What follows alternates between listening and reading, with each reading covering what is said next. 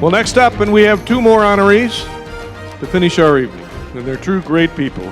The pride of Althoff, Arkansas State University, their Hall of Fame honor winner, and the Chicago Bears defensive end, Jerry Muckensturm, ladies and gentlemen. Well, that's a pretty good group. Maybe not Granite City size, but pretty well represented, Jerry. We got some Althoff Crusaders over here. My teammates and classmates, stand up right here. Coach Shada's here, my coach in high school.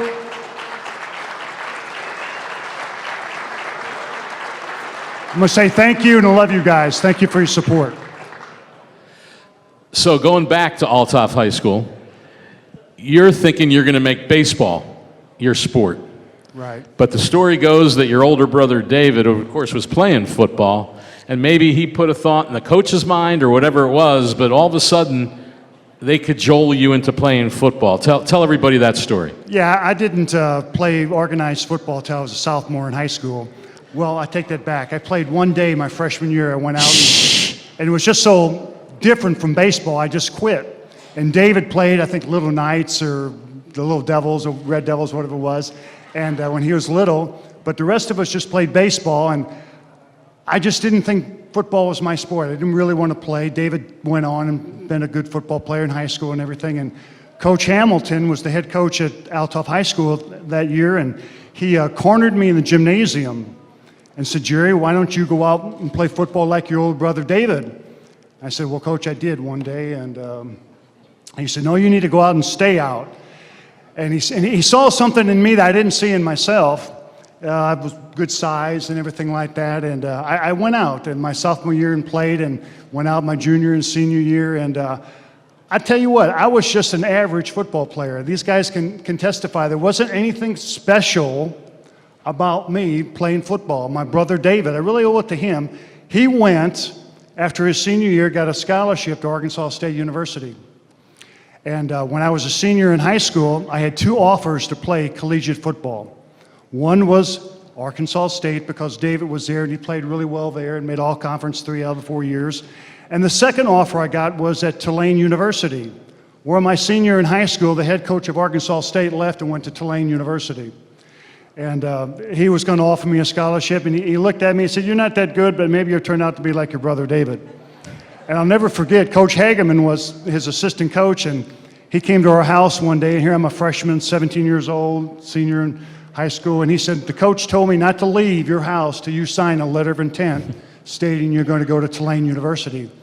And for some reason, I just wanted to be with David at Arkansas State, and I decided not to go to Tulane and went to Arkansas State, and things just really turned out and went really well after that. Well, they went so well that you ended up being the all-time leading tackler in Arkansas State history.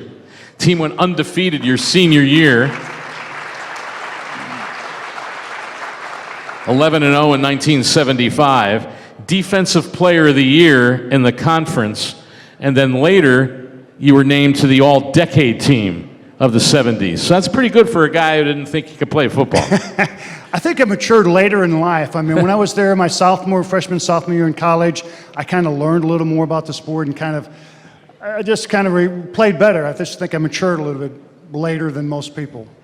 I've always said, when the NFL draft comes along and people concentrate on the first round, and then if a guy's a 5th round pick, a 6th round, whatever it is, they say, they're not, those guys aren't worth anything. Well, he was a 7th round pick, but that was still the 190th player overall. That means of all the players playing college football, he was the 190th. Now, it might not be number 1, but 190 is still pretty good, and I think sometimes people lose sight of that. You go to the Bears, and your career really starts to blossom in 79 and 80 when you led the Bears in tackles. Yeah, Doug Buffone was the outside linebacker, and he played like 15 years, and he was getting ready to retire, and they're kind of grooming me to take his place. And there again, I think it was being at the right place at the right time. I mean, the Bears at that point needed an outside linebacker because Doug was going to retire. So again, I think I'm in the right place at the right time. It's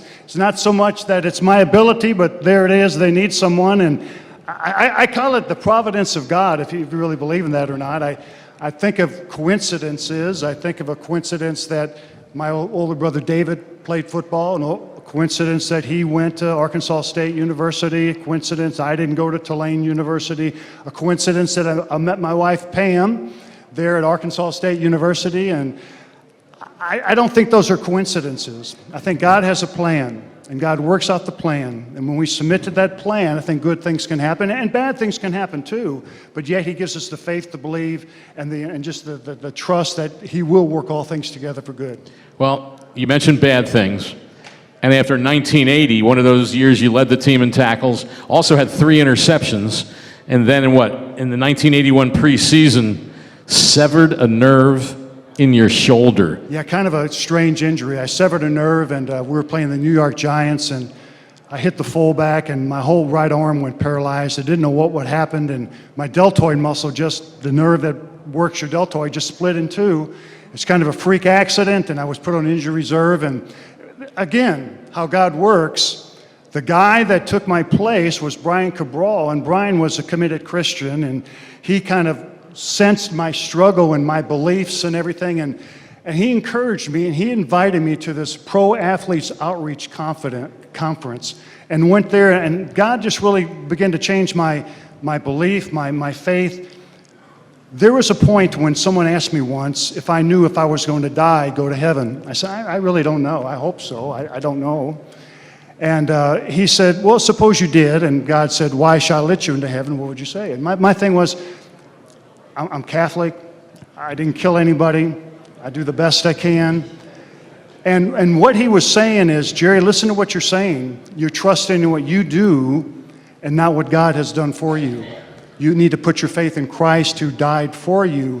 And for the first time, all these things that I believed in, Jesus Christ, heaven, God, sin, it was like a puzzle that all came together. And I realized for the first time that I needed help in my life. I needed to trust Christ completely to get to heaven. And it just changed my whole life in perspective.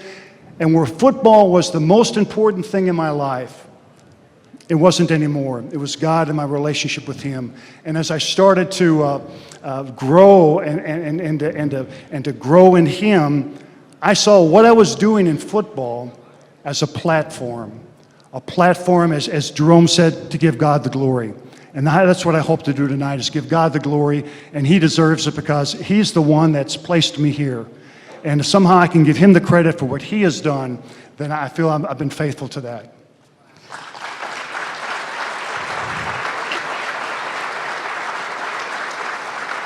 And so is that person being put in front of you at that point, when after the injury, you only played 7 more games in the NFL, retired in 1983, and then decided to go into the ministry and went to seminary school. Yeah, I struggled with what God's will is. What should I do? And actually, I should have retired a year earlier, but I tried to say, well, I wasn't sure what God had, and so I went and played one more year, and I got hurt again. Believe it or not, I tore my knee up in a game, and the whole time I'm thinking, okay, God, what's going on here?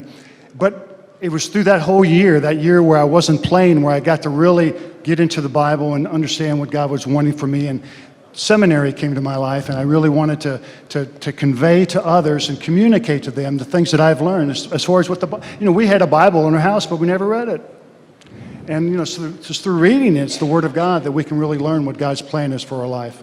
And you still live in Jonesboro and still involved in teaching Sunday school? Right, teach Sunday school, and retired. I'm not actually working, but still a platform. Again, how these things here, and I really want to thank the St. Louis Hall of Fame for, I don't deserve this, I don't, but again, I think it's a platform for me to communicate what God has done, and I really appreciate it. Well,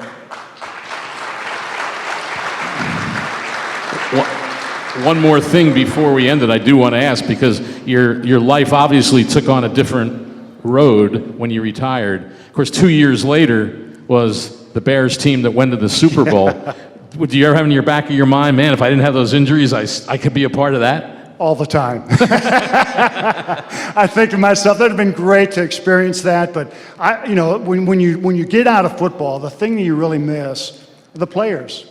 guys you went to high school with, guys you played at college with, people you coached and all that. And you ask anybody who's up here tonight, what's the most important thing? Is the relationships that are developed in. The relationships, my daughters are here and my grandchildren are here, and they get to hear these people giving great testimonies, giving God the glory. My wife, I thank her for all her encouragement and just love and support she's given me throughout the years. Well, it's uplifting. I think one of the things about this every year, we all talk to all these people, and you never know what you're going to hear, but you always hear something new, something different, and something we all can take home with us. St. Louis and Illinois, welcome Jerry Muckensturm to the St. Louis Sports Hall of Fame.